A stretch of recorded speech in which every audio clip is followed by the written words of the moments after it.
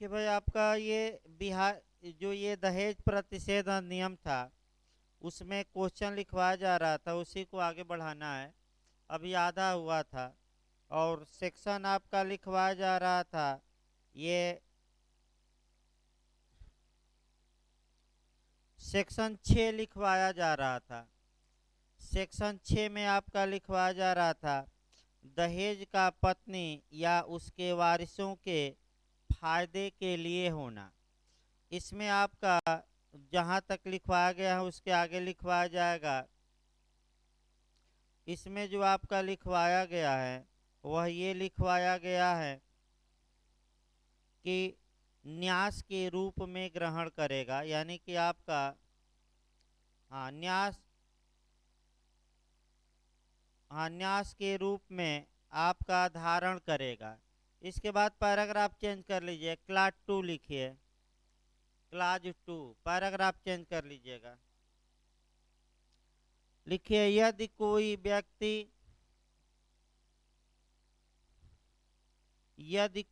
व्यक्ति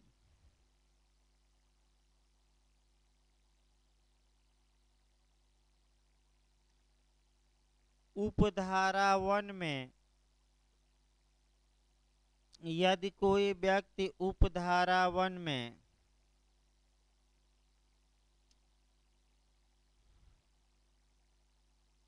अपेक्षित किसी संपत्ति का अपेक्षित किसी संपत्ति का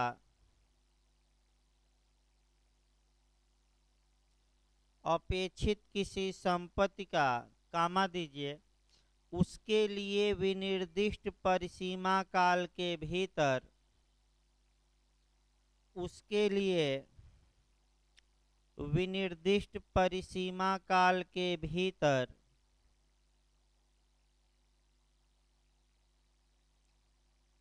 या उपधारा 3 द्वारा अपेक्षित या उपधारा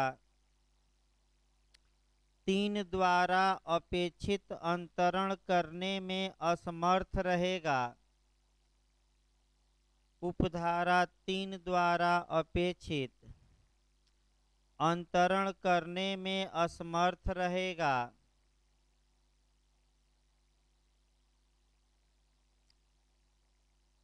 तब वह कारावास से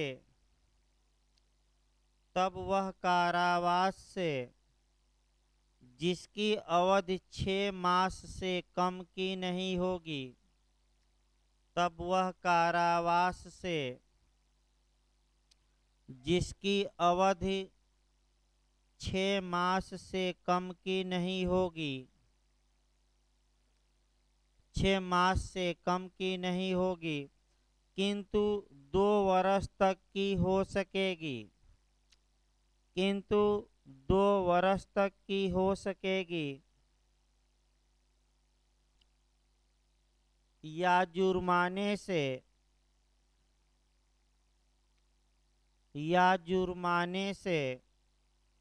जो 5,000 रुपये से कम का नहीं होगा, या जुर्माने से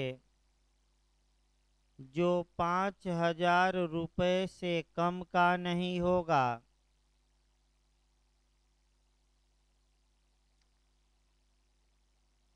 किंतु 10,000 रुपये तक का हो सकेगा किंतु 10,000 रुपये तक का हो सकेगा, दंडनीय होगा।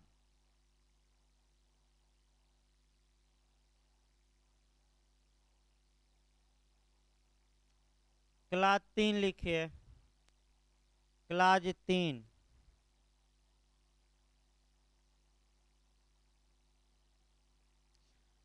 लिखिए, यदि संपत्ति प्राप्त करने के लिए हकदार स्त्री यदि संपत्ति प्राप्त करने की हकदार स्त्री की मृत्यु यदि संपत्ति प्राप्त करने की हकदार स्त्री की मृत्यु संपत्ति प्राप्ति के पूर्व हो जाती है, संपत्ति प्राप्ति के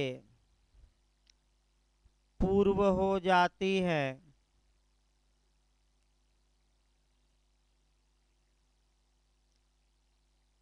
तो उस संपत्ति के हकदार उस स्त्री के वारिस होंगे। तो उस संपत्ति के हकदार तो उस संपत्ति के हकदार उस स्त्री के वारिस होंगे, यानी उत्तराधिकारी।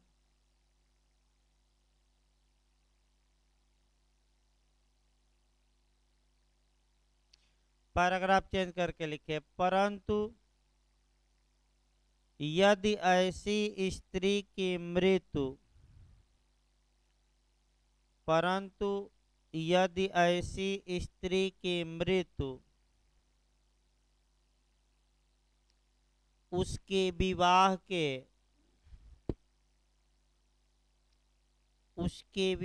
के 7 वर्षों के अंदर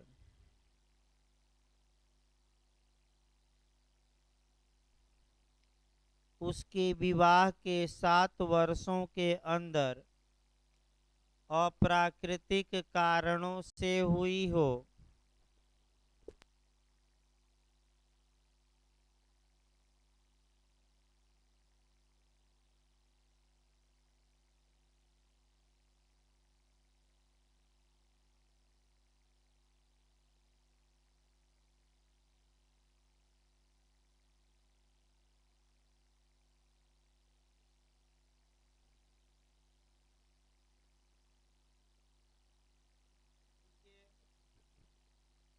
अप्राकृतिक कारणों से हुई हो, वहाँ ऐसी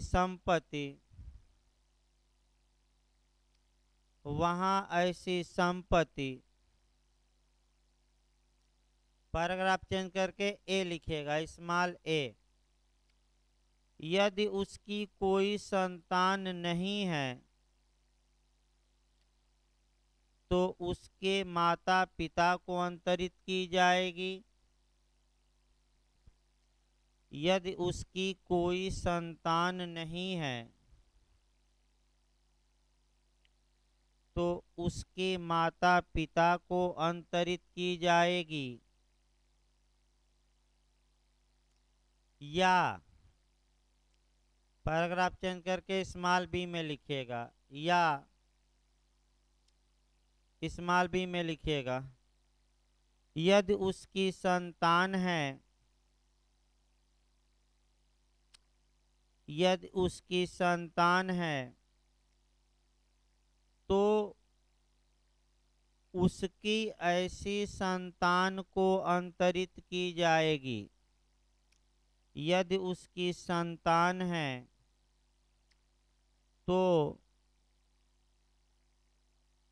उसकी ऐसी संतान को अंतरित की जाएगी।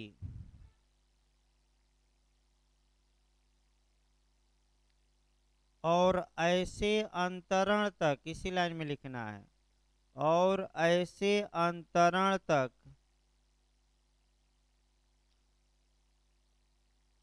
ऐसी संतान के लिए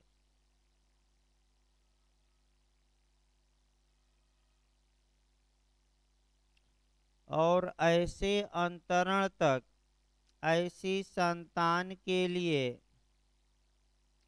न्यास के रूप में धारण की जाएगी। ऐसी संतान के लिए न्यास के रूप में धारण की जाएगी।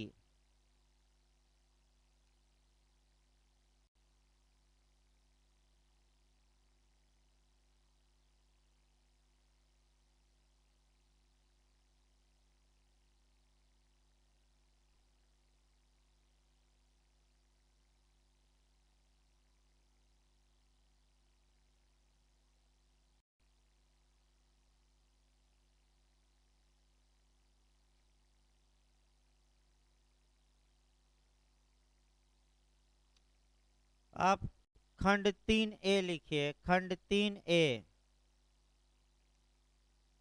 कैपिटल ए लिखिएगा। आपका पर खंड 3A। यदि उपर्युक्त व्यक्ति स्त्री या उसके वारिसों को यदि उपर्युक्त व्यक्ति स्त्री या उसके वारिसों को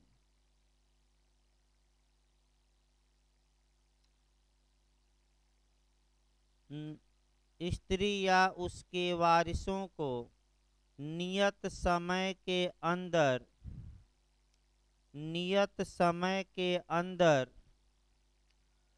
संपत्ति का अंतरण नहीं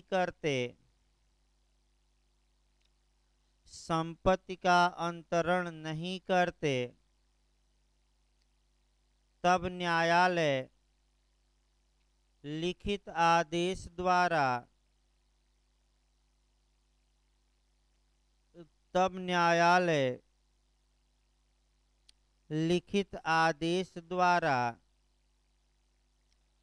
विनिर्दिष्ट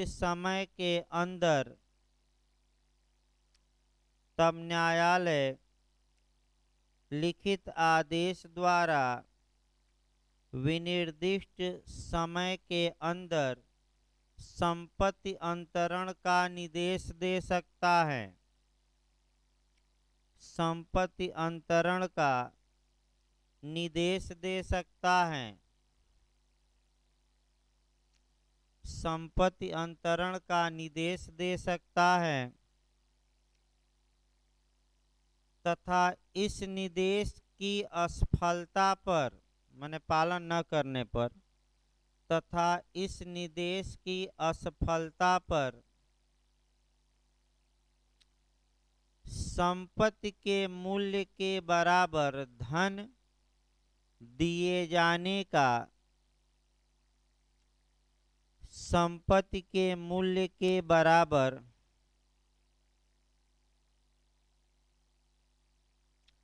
धन दिए जाने का आदेश दे सकेगा। धन दिए जाने का माने उतना अगर संपत्ति नहीं देते तो उतना क्या दो, धन दो। धन दिए जाने का आदेश दे सकता है। खंड 4 में लिखे भाई, लंबा था इसको शॉर्टकट में किया गया है। खंड 3 हाँ यही चल रहा है। आइए खंड 4 लिखिए, लास्ट लाइन। इस धारा की कोई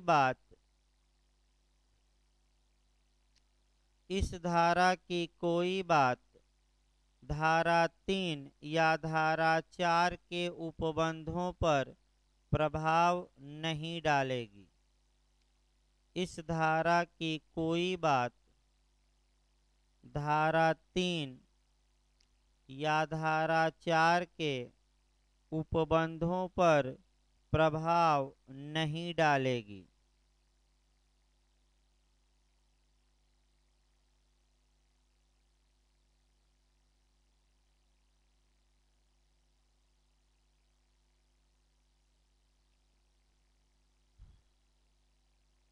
प्रश्न अगला बनाइए भाई। आपका प्रश्न बनाइए अगला। दहेज प्रतिषेध अधिनियम 1961 के तहत दहेज प्रतिषेध अधिनियम 1961 के तहत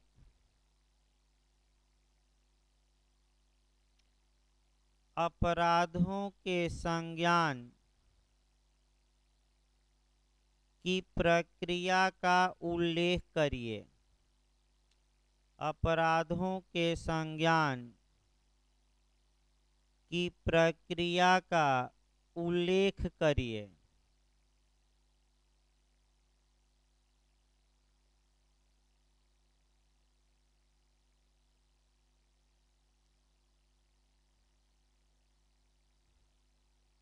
उत्तर लिखिए भाई आपका।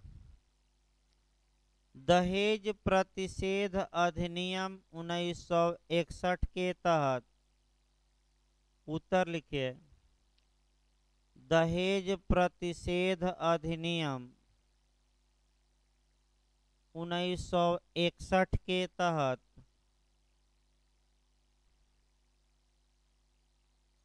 संज्ञान शब्द को परिभाषित नहीं किया गया है। संज्ञान शब्द को परिभाषित नहीं किया गया है।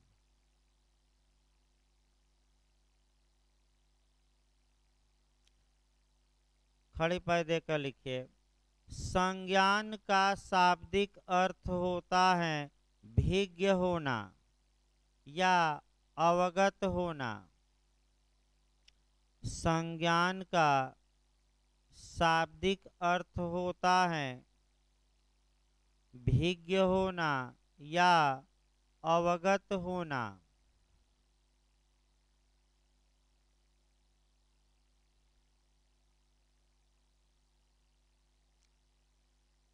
जब न्यायालय सर्वप्रथम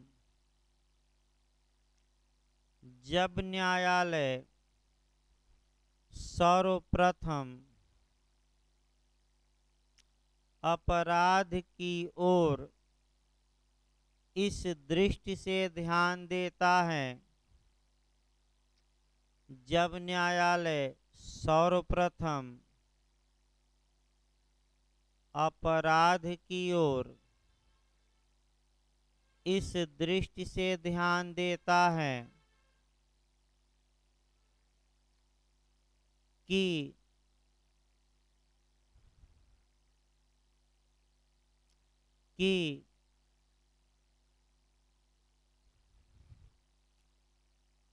क्या कार्यवाही करने के लिए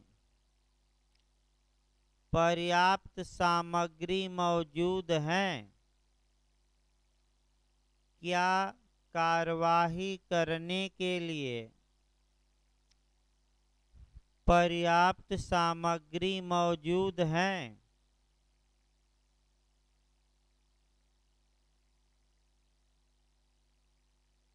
खड़ी पर देकर इसी लाइन में लिखिएगा। संज्ञान अपराध का लिया जाता है, अपराधी का नहीं। संज्ञान अपराध का लिया जाता है, अपराधी का नहीं।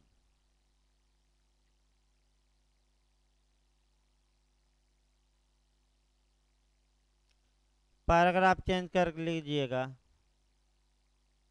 पैराग्राफ चेंज करके लिखना है। इस अधिनियम की धारा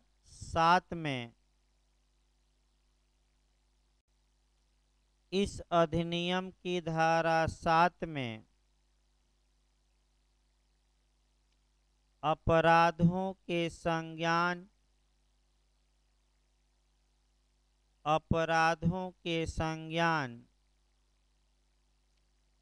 के बारे में प्रावधान किया गया है, जो निम्नलिखित है। अपराधों का संज्ञान के बारे में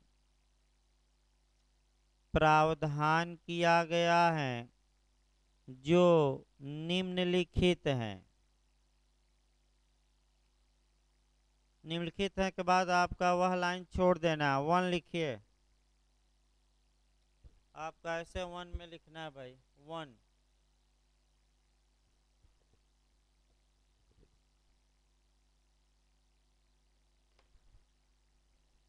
देखिए। 1 लिखिए, ऐसे 1 लिखिए 1 और 1 में लिखिए। अब पैराग्राफ चेंज करके लिखिए 1 में भाई। दंड प्रक्रिया संहिता 1973 में किसी बात के होते हुए भी 1 में लिखना है। दंड प्रक्रिया संहिता 1973 में किसी बात के होते हुए भी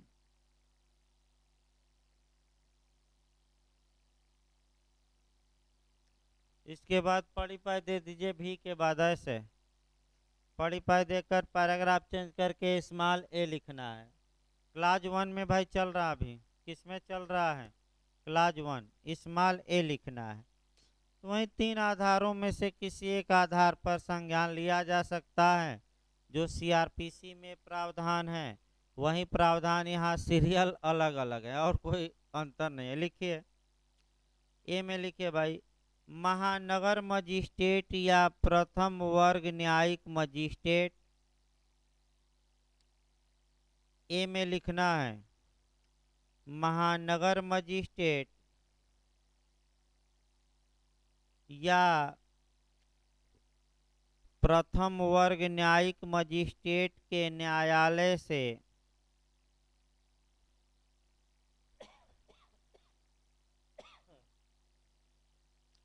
महानगर मजिस्ट्रेट या प्रथम वर्ग न्यायिक मजिस्ट्रेट के न्यायालय से नीचे का कोई न्यायालय, नीचे का कोई न्यायालय और कहा जाता है, नीचे का कोई न्यायालय इस अधिनियम के अधीन किसी अपराध का, कोई न्यायालय इस अधिनियम के अधीन, इस अधिनियम के अधीन किसी अपराध का विचारण नहीं करेगा, किसी अपराध का विचारण नहीं करेगा।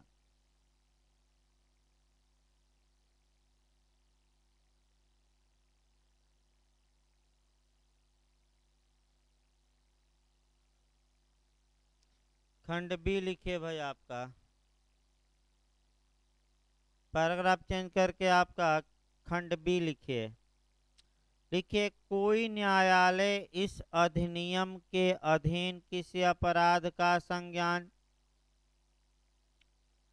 कोई न्यायालय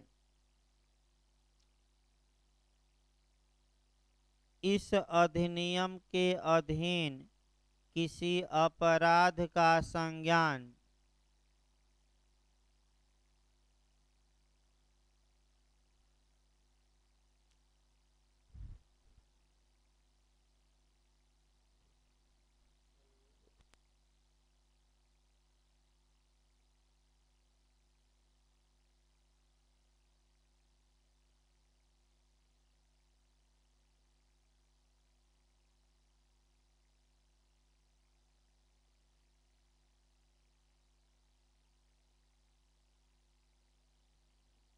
देखिए भाई क्लास बी में, कोई न्यायालय इस अधिनियम के अधीन किसी अपराध का संज्ञान, फिर आपका पढ़ी पढ़ी देकर लाइन छोड़ देना है, फर्स्ट लिखना है।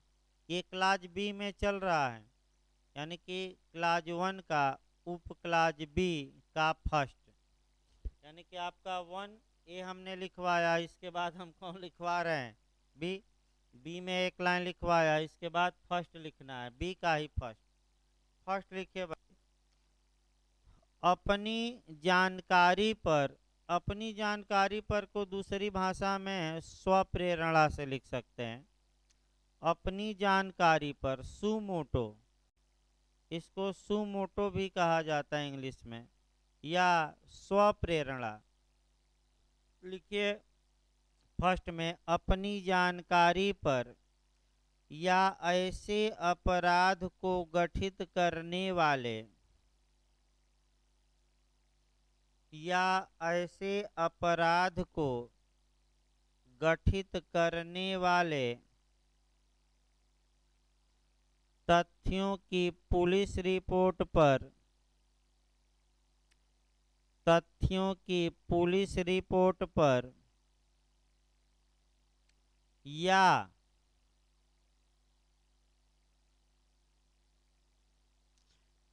करके पैराग्राफ चेंज कर लीजिए, सेकंड लिखिए। यानी कि आपका पहले क्लास में 2 आधार हो गए, फिर याद रखना फर्स्ट में एक सुमोटो से यानी कि स्वप्रेरणा या अपनी जानकारी, और दूसरा आपका पुलिस रिपोर्ट पर। सेकंड क्लास में लिखिए भाई, अपराध के व्यथित व्यक्ति, सेकंड में लिखना है, अपराध के व्यथित व्यक्ति या ऐसे व्यक्ति के माता पिता, अपराध से व्यथित व्यक्ति या ऐसे व्यक्ति के माता पिता या अन्य नातेदार द्वारा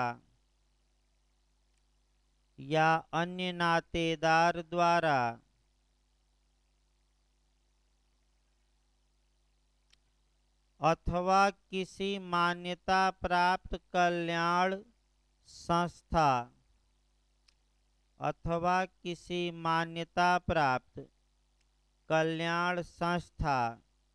या संगठन द्वारा किए गए परिवाद पर ही करेगा,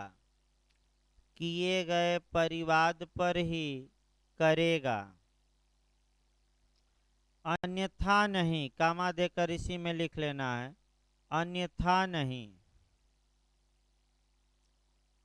यानी कि कुल मिलाकर संज्ञान 3 आधारों पर लिया जा सकता है। एक तो सुमोटो, दूसरा पुलिस रिपोर्ट। ये दोनों प्रावधान फर्स्ट में है और सेकंड क्लास में क्या है, परिवाद। तो ये भी सतर्क रहना है कि परिवाद किसके द्वारा किया जाएगा, और उसमें अन्यथा नहीं मतलब कि अन्य किसी आधार पर नहीं।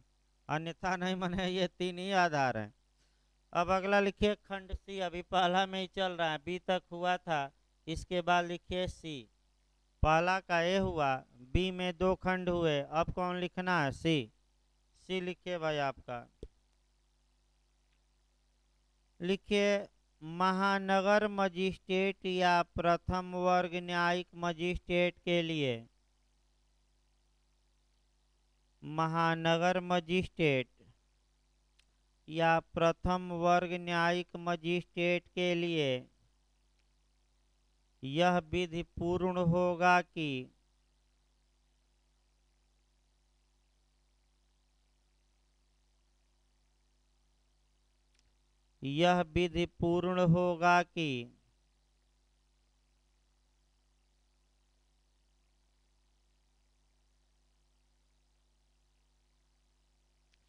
वह इस अधिनियम के अधीन किसी अपराध के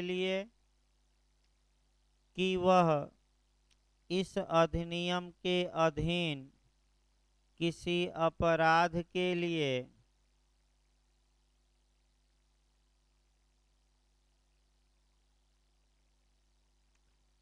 सिद्ध दोष ठहराए गए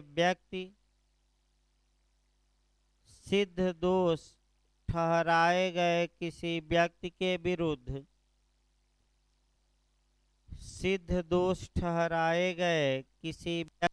विरुद्ध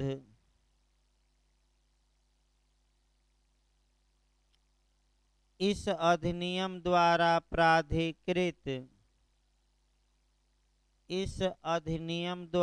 प्राधिकृत कोई दंडादेश पारित करे।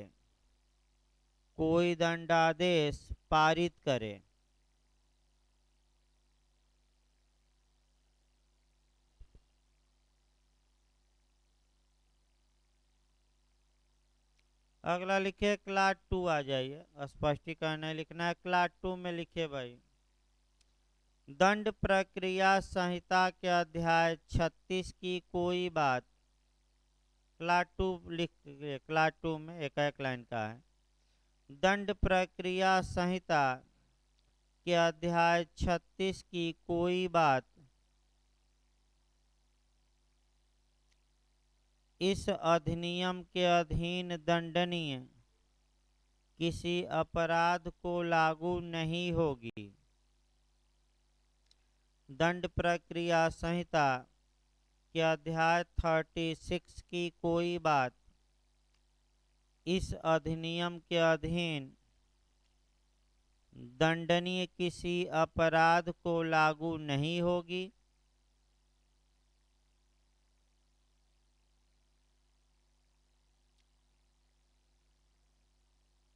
ये दंड फिर एक बार देखिए, दंड प्रक्रिया संहिता के अध्याय 36 की कोई बात इस अधिनियम के अधीन दंडनीय किसी अपराध को लागू नहीं होगी। तो आखिर आपका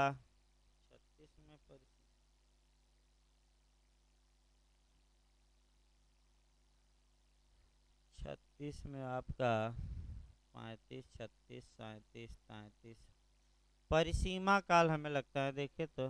हाँ, इसी लाइन में लिखे एक लाइन और भाई, अर्थात इसी में लाइन में लिखे एक लाइन उसमें, अर्थात इस अधिनियम के तहत अपराधों के संज्ञान के लिए कोई परिसीमा काल निर्धारित नहीं है, माने वो लागू नहीं हो, कोई परिसीमा काल निर्धारित नहीं है।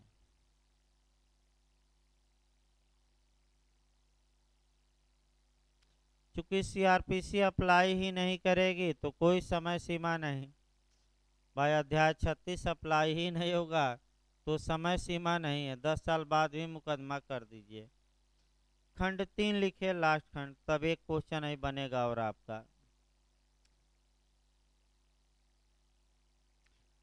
लिखिए, तत्समय प्रवृत्त किसी विधि में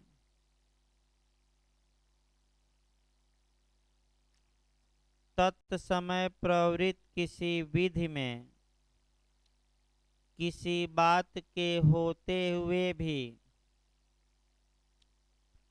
तत्समय प्रवृत्त किसी विधि में किसी बात के होते हुए भी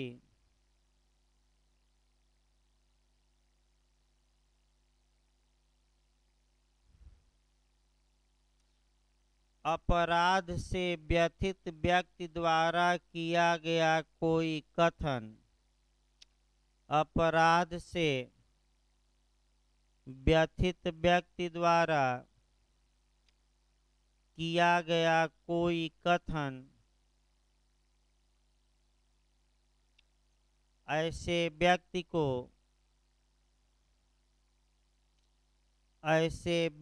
को इस अधिनियम के अधीन, ऐसे व्यक्ति को इस अधिनियम के अधीन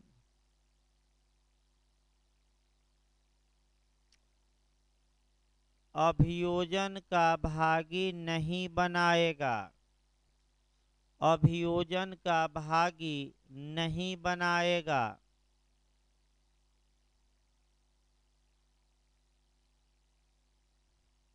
इसका मतलब ये हुआ कि जो व्यक्ति पीड़ित है, अगर वह कोई स्टेटमेंट दिया है तो उस कथन के कारण वह इस कानून के तहत मुकदमा उस पर नहीं चलेगा, वह दंडनीय नहीं होगा।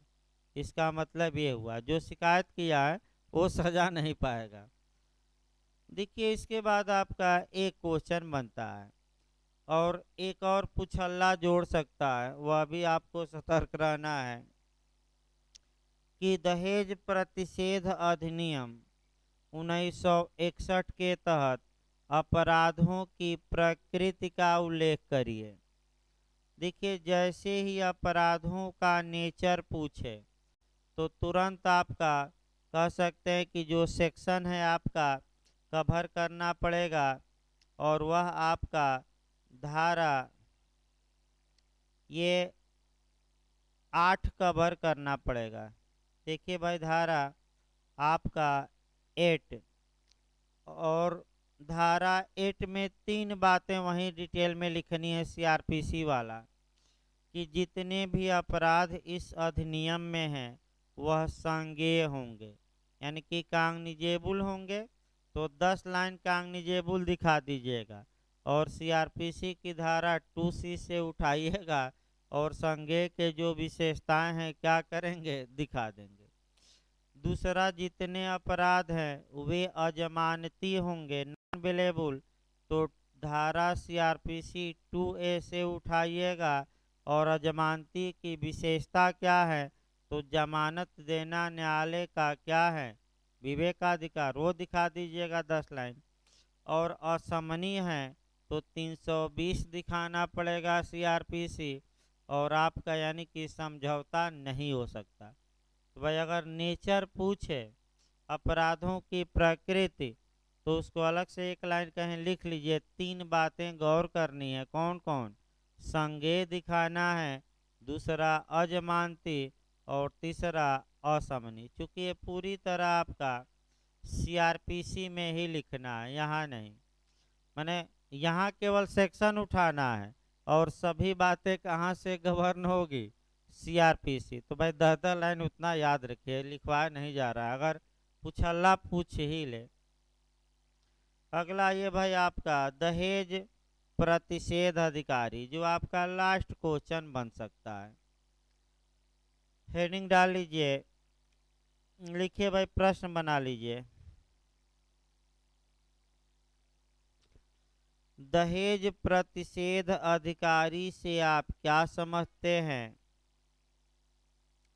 इसकी शक्तियों और कृत्यों का उल्लेख करिए। दहेज प्रतिषेध अधिकारी से आप क्या समझते हैं,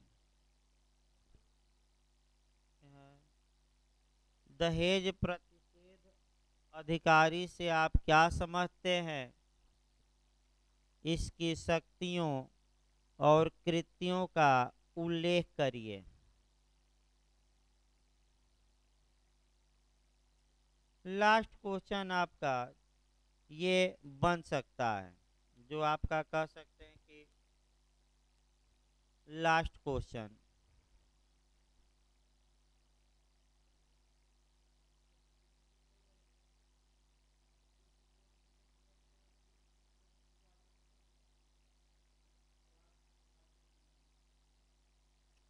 नहीं, सामान्यतः देखिए, पुलिस रिपोर्ट परिवाद नहीं कही जाती।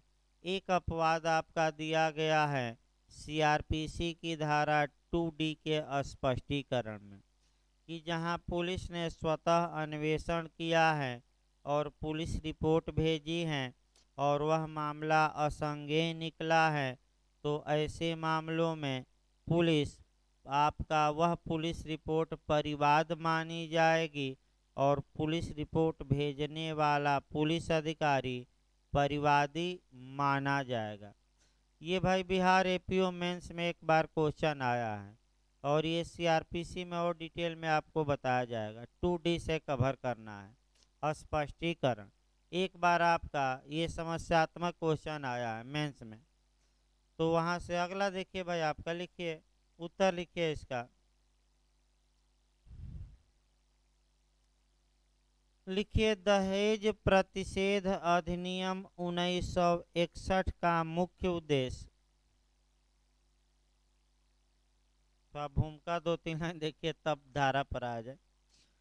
दहेज प्रतिषेध अधिनियम 1961 का मुख्य उद्देश्य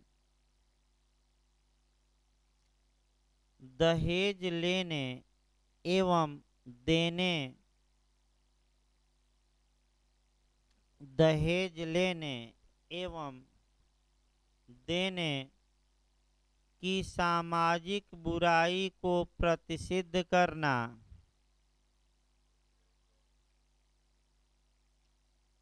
सामाजिक बुराई को प्रतिषिद्ध करना तथा इसके लिए दंड की व्यवस्था करना है, तथा इसके लिए दंड की व्यवस्था करना है।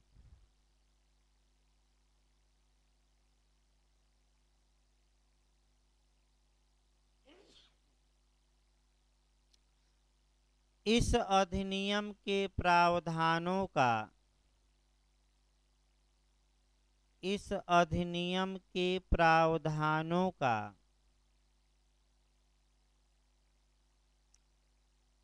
अच्छे ढंग से क्रियान्वयन हो, अच्छे ढंग से क्रियान्वयन हो, इसके लिए राज्य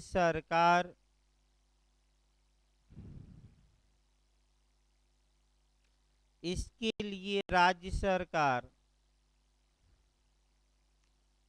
दहेज प्रतिषेध अधिकारी की नियुक्ति कर सकती है। इसके लिए राज्य सरकार दहेज प्रतिषेध अधिकारी की नियुक्ति कर सकती है।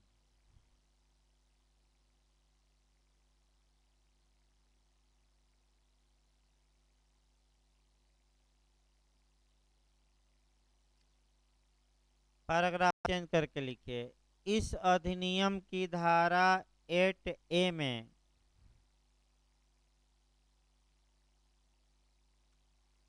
इस अधिनियम की धारा कैपिटल ए लिखिएगा, 8B है भाई, ए नहीं है, वो ए काट के बी बना दीजिए, कैपिटल बी।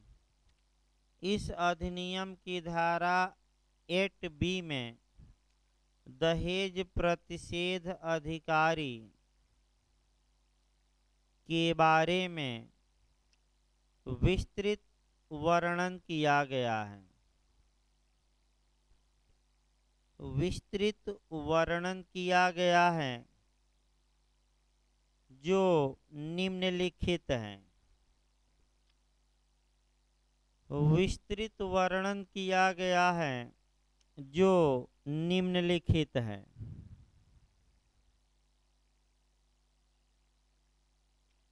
पढ़ी पाई देकर पैराग्राफ चेंज करके 1 में लिखिएगा भाई।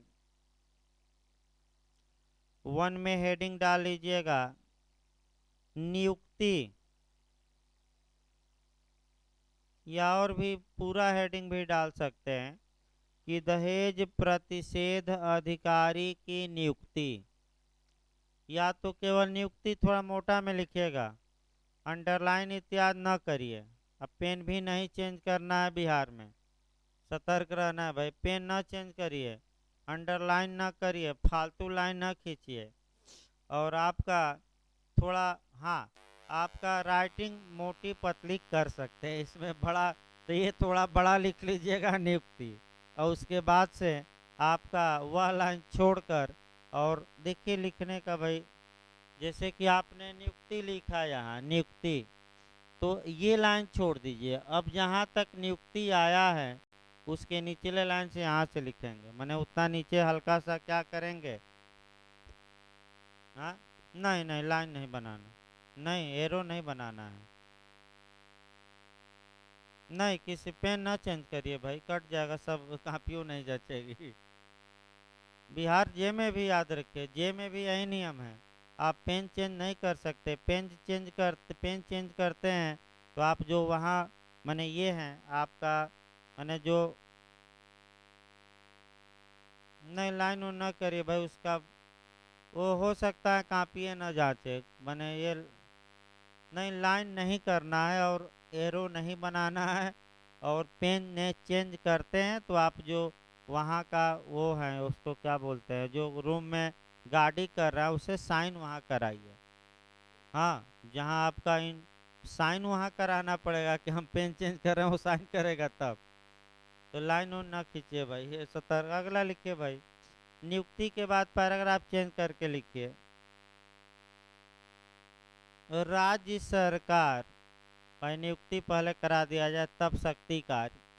लिखिए, राज्य सरकार उतने दहेज प्रतिषेध अधिकारी नियुक्त कर सकेगी।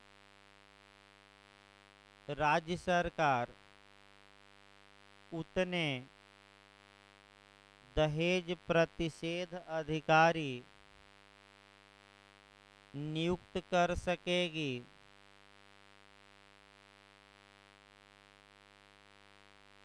जितने वह ठीक समझे, जितने वह ठीक समझे।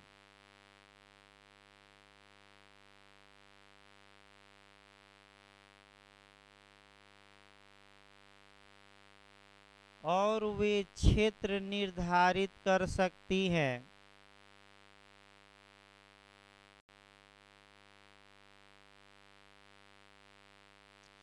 और वे क्षेत्र निर्धारित कर सकती हैं जिसके अंतर्गत ऐसे अधिकारी जिसके अंतर्गत ऐसे अधिकारी अपनी शक्तियों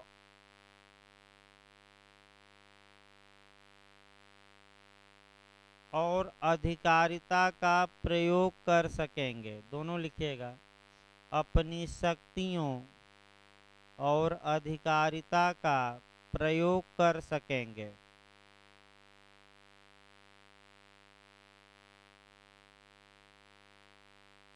खंड 2 लिखिए। पहला खंड हो गया भाई, क्लास 2। फिर हेडिंग डालिए, दहेज प्रतिषेध अधिकारी की शक्तियां और कार्य। ये थोड़ा मोटे में लिखना है। दहेज प्रतिषेध अधिकारी की शक्तियां और कार्य।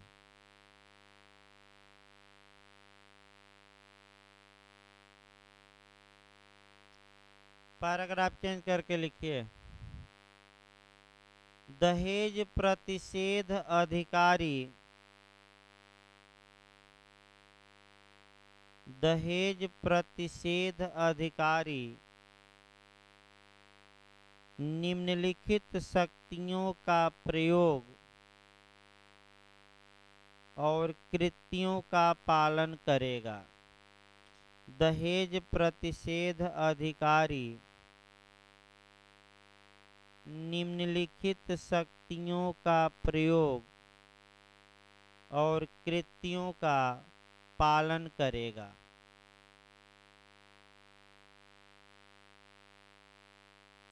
पढ़ी पाई देकर पैराग्राफ चेंज करके स्मॉल ए लिखिए। ये भी खंड 2 में ही चल रहा है। स्मॉल ए वही आपका शक्ति कार्य लिखना। लिखिए, यह देखना कि इस अधिनियम के उपबंधों का अनुपालन किया जाता है। ए में लिखिएगा, यह देखना कि इस अधिनियम के उपबंधों का अनुपालन किया जाता है।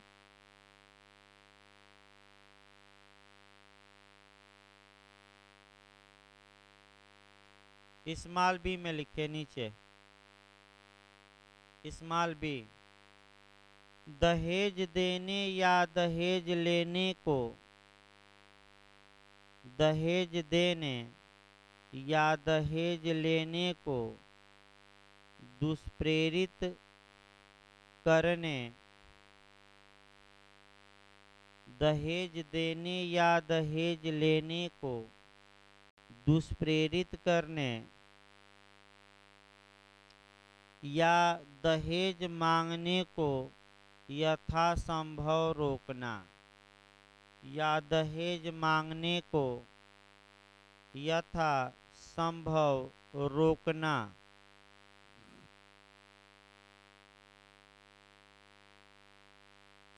सी में लिखे, सी, इस अधिनियम के अधीन अपराध करने वाले।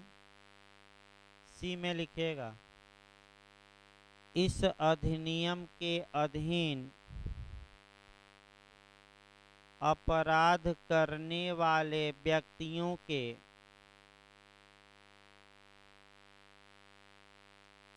अपराध करने वाले व्यक्तियों के अभियोजन के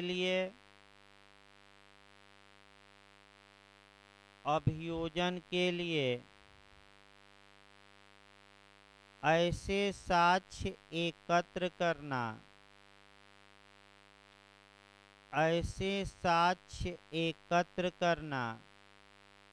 जो आवश्यक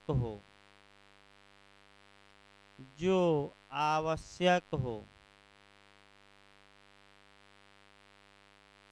डी लिखिए, पैराग्राफ चेंज करके डी। ऐसे अतिरिक्त कार्य करना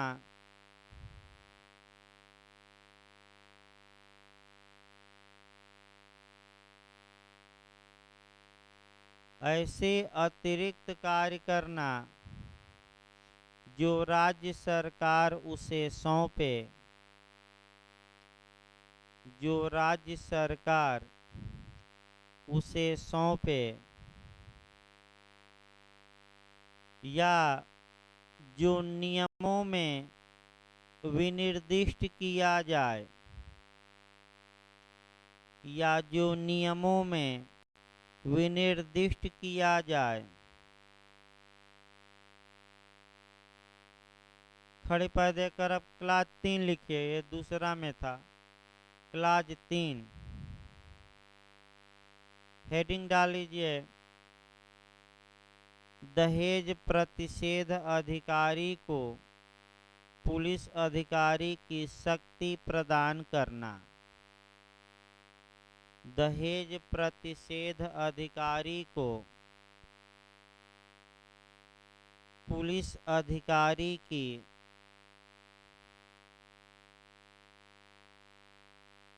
शक्ति प्रदान करना।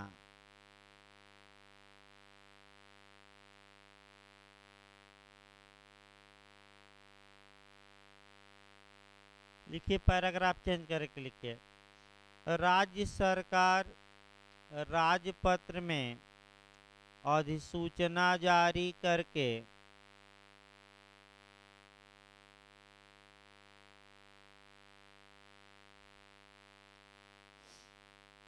राज्य सरकार राजपत्र में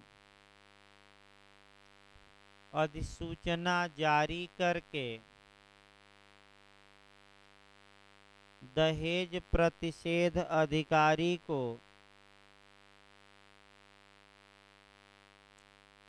दहेज प्रतिषेध अधिकारी को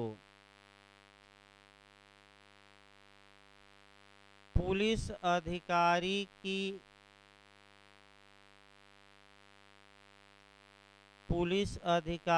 की ऐसी शक्तियां प्रदान कर सकती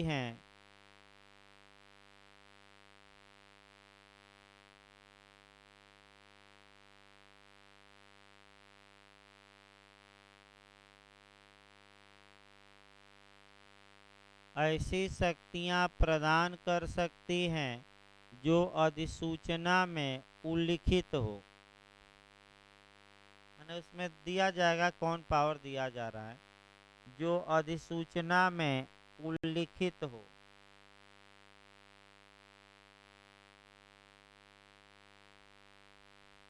ऐसी शक्तियों का प्रयोग, इसी लाइन में लिखिएगा, ऐसी शक्तियों का प्रयोग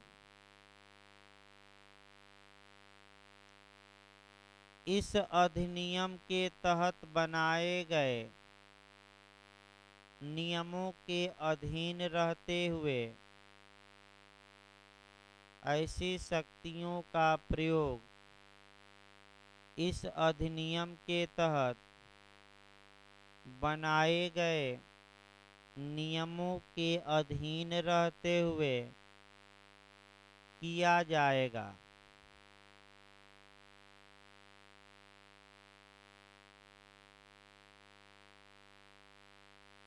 किया जाएगा। अब लिखिए क्लास 4 सलाहकार बोर्ड की नियुक्ति, हेडिंग डाल लीजिएगा। क्लास 4 में लिखिए सलाहकार बोर्ड की नियुक्ति।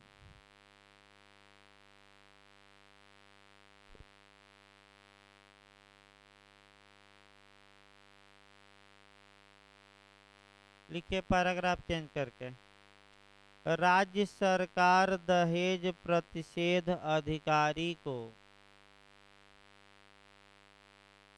राज्य सरकार दहेज प्रतिषेध अधिकारी को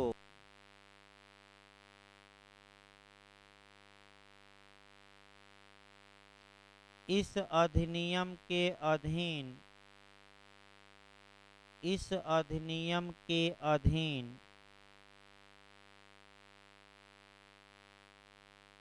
उसके कृत्यों के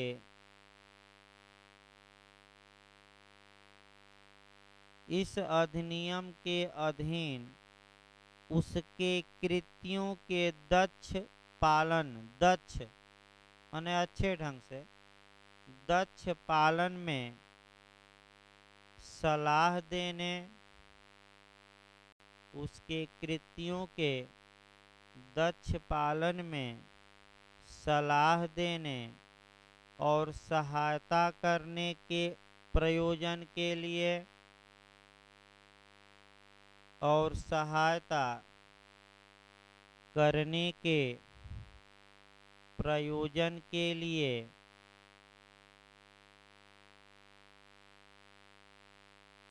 एक सलाहकार बोर्ड नियुक्त कर सकेगी।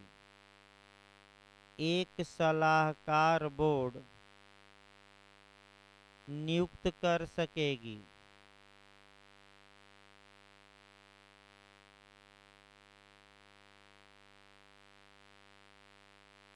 खड़ी पैर देकर इसी लाइन में लिखिएगा। ऐसे बोर्ड में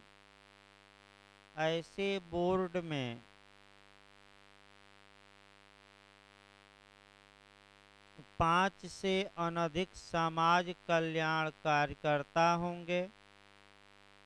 ऐसे बोर्ड में 5 से अनधिक माने अधिक नहीं 5 से अनधिक समाज कल्याण कार्यकर्ता होंगे, जिनमें से कम 2 महिलाएं होंगी। जिनमें से कम 2 महिलाएं होंगी।